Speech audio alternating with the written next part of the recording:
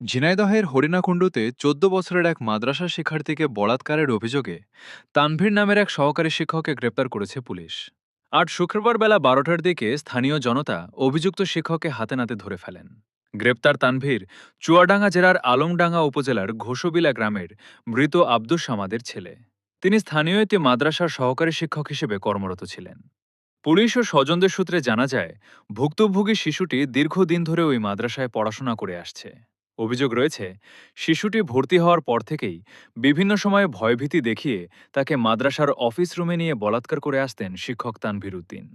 সর্বশেষ গত কয়েকদিন আগে বিকেলে অন্য শিক্ষার্থীরা মাঠে খেলতে গেলে ওই শিশুকে এতিমখানার হেফজ বিভাগের দোতলার একটি কক্ষে ডেকে নিয়ে আবারও বলাৎকার করেন অভিযুক্ত শিক্ষক। এমনকি ঘটনাটি কাউকে না জানাতে শিশুটিকে বিভিন্ন ধরনের হুমকিও দেওয়া হয়। পরবর্তীতে শিশুটি বাড়িতে গিয়ে মাদ্রাসায় আর যাবে না বলে কান্নাকাটি শুরু করে এবং মায়ের কাছে পুরো বিষয়টি খুলে বলে। এরপর পরিবারের সদস্য ও স্থানীয় কিছু ব্যক্তির সহযোগিতায় অভিযুক্ত শিক্ষককে আটক করে একটি কক্ষে বন্দি রাখা হয়। পরে খবর পেয়ে হরিণাকুণ্ড থানা পুলিশ ঘটনাস্থলে গিয়ে তাকে নিজেদের হেফাজতে নেয়। এ বিষয়ে হরিণাকুণ্ড থানার তদন্ত ওসি অসিত কুমার রায় জানান, স্থানীয়দের মাধ্যমে খবর পেয়ে পুলিশ অভিযুক্তকে আটক করেছে।